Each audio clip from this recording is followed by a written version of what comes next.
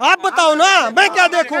10 साल से सरकार बीजेपी की है। 58,000 करोड़ कैसे आ गया उनके पास? कहाँ से आया है, किसका डेटा है, डिटेल पूछो। जिसने शराब बेची वो तो बाहर है, उसने मुंह जुबानी बोल दिया 100 करोड़ लिए, एक सबूत तो दिखाओ। कांग्रेस के 10 घोटाले यही खड़े हो गिनाऊंगा। तानाशाह उसे कहते जिन्हें 84 का दंगा कराया, लाल बहादुर शास्त्री जी को जिन्होंने मरवा दिया और उसकी जांच भी नहीं होने दी, उसे कहते तानाशाही। बांड के अलावा है क्या केजरीवाल? लिस्ट बना के लाया था ना कि मैं इनसे भ्रष्टाचारियों से लड़ूंगा, नाम गिनाए थे कांग्रेसियों के। आज क्यों उनकी गोदी में जाके बैठ गया? 1000 भ्रष्टाचारियों को पेट में दर्द हो रहा है, क्यों हो रहा है? इसका जवाब मांगता है तो मोदी चोर है। यार क्यों पड़े हो चक्कर में? कोई नहीं है चक्कर में, साडा मोदी बल्ले बल्ले, बाकी सारे थल्ले थल्ले। नरेंद्र मोदी जनता के दिलों में राज करते हैं। बल्ले बल्ले, जंगल में एक ही शेर होता है, वो मेरा बब्बर शेर है। रावण उत्तम कुल में जन्मा था, पुलस का नाती था, ब्रह्मा का पोता था, चारों वेदों का ज्ञाता था, स्वर्ण की लंका थी, इसके बावजूद भी राम से हार गया। कारण बताता हूँ।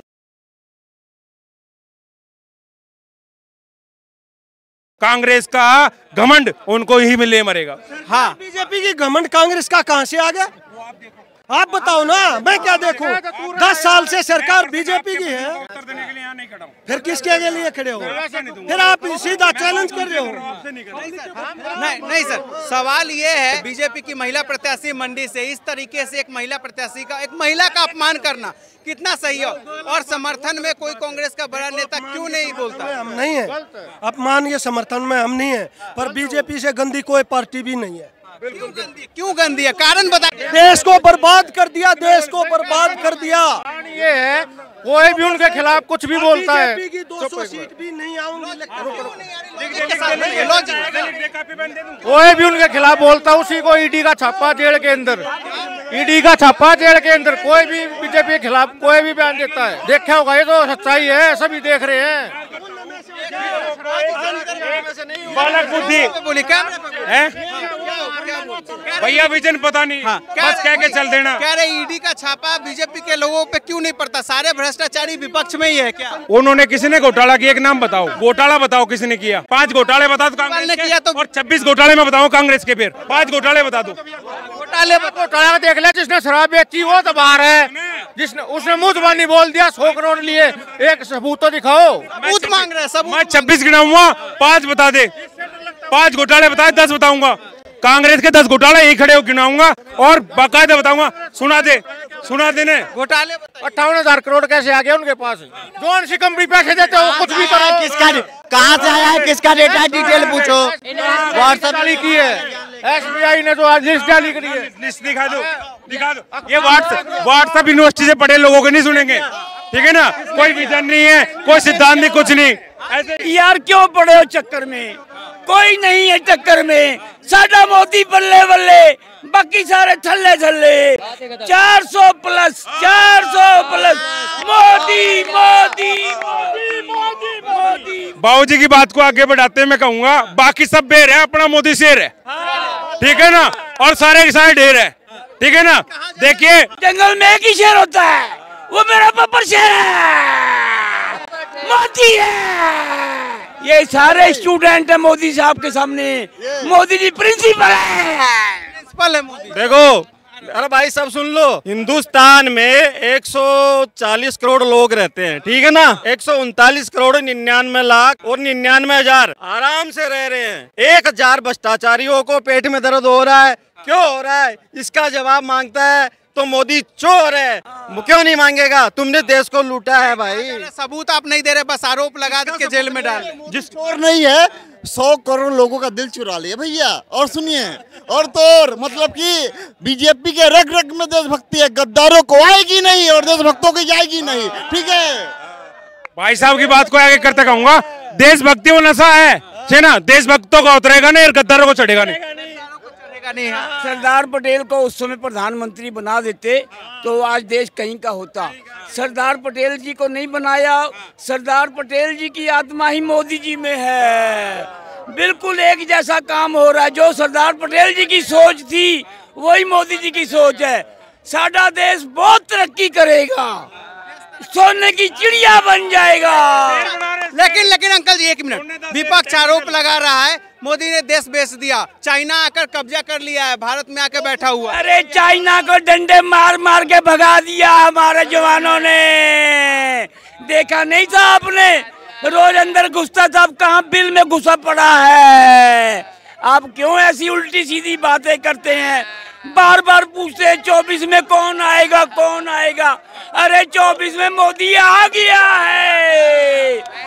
कौन आएगा? अरे मोदी जी आ रहे हैं। कैसे मोदी जी आएंगे? अरे आ जाएंगे, हम कह तो रहे हैं। रावण राम में कंपेयर बताता हूँ। उत्तम कुल पुलस मुनि नाती। रावण उत्तम कुल में जन्मा था, पुलस का नाती था, ब्रह्मा का पोता था, चारों वेदों का ज्ञाता था, स्वर्ण की लंका थी, इसके बावजूद भी राम से हार गया। कारण बताता हूँ। जो रावण है मनुष्य पे राज करता है, जो राम है मनुष्य के दिलों में राज करता है। इसी प्रकार से नरेंद्र मोदी जनता के दिलों में राज करते हैं। बल्ले बल्ले बल्ले बल्ले। दिलों में राज करते हैं, ये बता रहे हैं। बिल्कुल 101%। विपक्ष आरोप लगाता है।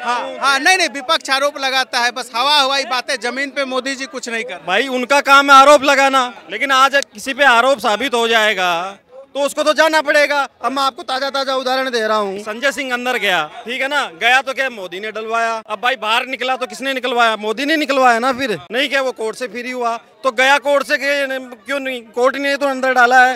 तुम अंदर डाला मोदी ने, निकाला कोर्ट ने। ऐसा नहीं होता है भाई साहब। जब तक कोर्ट में साबित नहीं हो जाता कोई चीज, तब तक आप ऐसे कैसे किसी को डाल दोगे? विपक्ष कह रहा है आपके पास सबूत नहीं है, बेवजह आप आरोप लगाकर जेल में डाल दे रहे हैं। आप केजरीवाल से नरेंद्र मोदी जी डर गए हैं उनकी लोकप्रियता से। अरे केजरीवाल उनके सामने है क्या चीज? भांड है वो। भांड के अलावा है क्या केजरीवाल आज की तारीख में? डर गया है मोदी। अच्छा वो किससे लड़ने आया था? भ्रष्टाचार से लड़ने आया था वो, या मोदी जी से लड़ने आया था? कांग्रेस के भ्रष्टाचार से लड़ते हुए पार्टी बनाई आया था ना, लिस्ट बना के लाया था ना कि मैं इनसे भ्रष्टाचारियों से लड़ूंगा। नाम गिनाए थे कांग्रेसियों के। आज क्यों उनकी गोदी में जाके बैठ गया? उसको कुछ नहीं करना है, उसको अपना भ्रष्टाचार छुपाना है। केजरीवाल को अपना भ्रष्टाचार छुपाना है और कुछ नहीं करना है। इंडिया गठबंधन कहाँ देख रहे 2024 लोकसभा? इंडिया गठबंधन बहुत, मैं आपको करेक्ट करना चाहूंगा, आप उसे इंडिया गठबंधन मत कहिए, उसे इंडी गठबंधन कहिए। इंडी गठबंधन बिल्कुल। क्यों? विपक्ष ने तो नाम दिया इंडिया गठबंधन। इंडिया में सिंगल ए होगा और इसमें डबल ए आता है, तो इंडी गठबंधन कहिए ना आप। इंडी गठबंधन। इंडी गठबंधन। मैं आप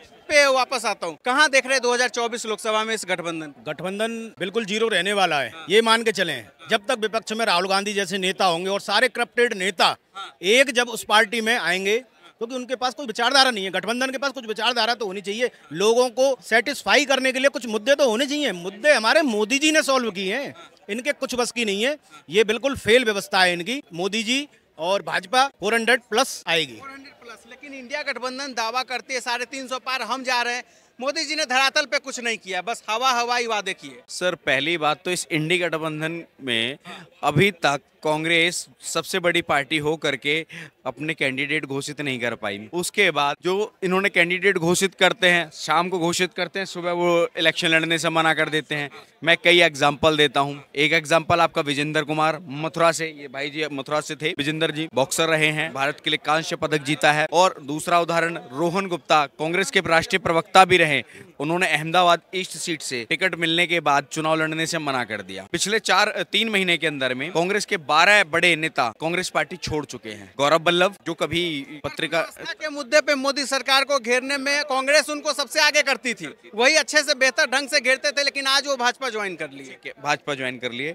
उसके अलावा बिहार के पूर्व अध्यक्ष, बिहार कांग्रेस के पूर्व अध्यक्ष अनिल शर्मा, आपके विजेंद्र कुमार, और उसके बाद कई और नेता हैं। महाराष्ट्र, यूपी, बिहार, कई जगह से कांग्रेस के बड़े बड़े नेता। लेकिन इस तरीके, लेकिन ऐसी भगदड़ क्यों मची है कांग्रेस पार्टी में इंडी गठबंधन में? पहली चीज, ये सॉफ्ट हिंदुत्व और तुष्टीकरण की जो राजनीति करने की कोशिश करते हैं, ये तुष्टीकरण और जातिवाद की राजनीति ने कांग्रेस को खोखला कर दिया है। कांग्रेस के पास डेवलपमेंट का कोई मुद्दा नहीं है। तुष्टीकरण की राजनीति की वजह से जो और नेता हैं वो अपने आप को उपेक्षित महसूस कर रहे हैं। जो राम का नहीं हुआ वो किसी काम का नहीं हुआ। गौरव बल्लभ जी का आज का स्टेटमेंट, प्रमोद कृष्णन जी, आचार्य प्रमोद कृष्णन जी के साथ क्या हुआ, गौरव बल्लभ जी के साथ क्या हुआ, अर्जुन मोढवाडिया के साथ क्या हुआ, ये सभी छिपा नहीं है।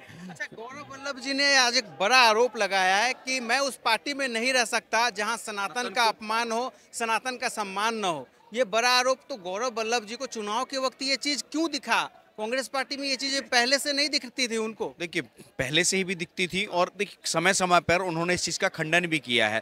आप देखेंगे जब उदयनिधि स्टालिन ने सनातन के लिए बोला था तो भी गौरव वल्लभ ने विरोध किया था, परंतु कांग्रेस का जो शीर्ष नेतृत्व है वो 5 पावर सेंटर्स में डिवाइड हो चुका है। सोनिया गांधी, राहुल गांधी, प्रियंका गांधी, वर्तमान के राष्ट्रीय अध्यक्ष मल्लिकार्जुन खड़गे जी और एक और हैं, उनके बीच में तो आप देख ही रहे हैं। यहाँ तक कि प्रियंका गांधी जी के राजनीतिक सलाहकार विभाकर शास्त्री जी, जो पूर्व प्रधानमंत्री लाल बहादुर शास्त्री जी के पौत्र हैं, उन्होंने पार्टी से इस्तीफा दे दिया था। तो कांग्रेस अपने रास्ते से भटक चुकी है और भटकी हुई पार्टी और डूबते हुए जहाज में कोई सवारी नहीं करना चाहता है। तो इसी वजह से कांग्रेस के जो नेता हैं वो बिछड़ रहे हैं बारी बारी। बिहार में पूर्णिया सीट की हम बात करें तो आरजेडी की तरफ से बीमा भारती नामांकन भर देते हैं, कैंडिडेट हो जाती है, लेकिन दूसरी तरफ पप्पू यादव को निर्दलीय नामांकन भरना पड़ता है जो कांग्रेस ज्वाइन किए। तो आखिर कांग्रेस के अंदर, आरजेडी के अंदर बिहार में इसके गठबंधन में बात क्यों नहीं बन पा रही है? इतना भेदभाव, इतनी खिचड़ी क्यों पक रही है? ये जो गठबंधन नहीं है, ये ठगबंधन है, परिवार को बचाने के लिए है। परिवारवादी पार्टियों का जो है वो परिवार को बचाने के लिए एक ठगबंधन बना हुआ है। और ये कुछ समय में देखिएगा आप, लोकसभा चुनाव में जो आप कह रहे हैं कि 350 की बात कर रहे हैं, कांग्रेस अगर 35 सीटें भी जीत जाए पूरे भारत के अंदर में तो बहुत बड़ी बात होगी। बिहार में कितनी सीटें जीत रही है इनका गठबंधन? 40 में से एनडीए गठबंधन, एनडीए गठबंधन 38-39 सीटें लेके जाएगा। एक बार फिर से 38-39। हाँ बिल्कुल। कहा जा रहा है तेजस्वी यादव ग्राउंड पे निकले हुए हैं, बहुत लोकप्रिय नेता बिहार में, तो इस बार राजद का खाता खुलेगा लोकसभा में। देश की जनता और बिहार की जनता इतनी अनपढ़ नहीं है जितना वो समझते हैं कि 9वीं फेल को सर आंखों पे एक बार पाप की वजह से बिठा लिया, हर बार नहीं बिठाया जाता है। और इनका तो पाप का घड़ा भर चुका है, जमीन के बदले नौकरियां देते हैं। ये क्या बिहार का भला करेंगे? ये सिर्फ और सिर्फ अपने परिवार का भला करना चाहते हैं। मीसा भारती, अभी रोहिणी आचार्य, ये परिवारवादी पार्टियां हैं। कहा जा रहा है 4 सीटों पे आम आदमी पार्टी और 3 सीट पे कांग्रेस, इनका गठबंधन हुआ है और इनका गठबंधन 7 की 7 सीटें जीत रही है। भाजपा दिल्ली में एक भी सीट नहीं जीती। भाजपा हैट्रिक मार रही है। ये ही तो समझ में नहीं आ रहा है। देश की जनता बहुत अच्छे से देख रही है। दिल्ली में गठबंधन करते हैं, पंजाब में गठबंधन नहीं होता है, बंगाल में गठबंधन नहीं होता है, उत्तर प्रदेश में गठबंधन हो जाता है, 1 सीट टीएमसी को दे दी जाती है। और सर देश की जनता बहुत अच्छे से देख रही है। भैया जिनसे कभी दिल नहीं मिले, जिनसे कभी विचार नहीं मिले, उनसे आज कैसे भैया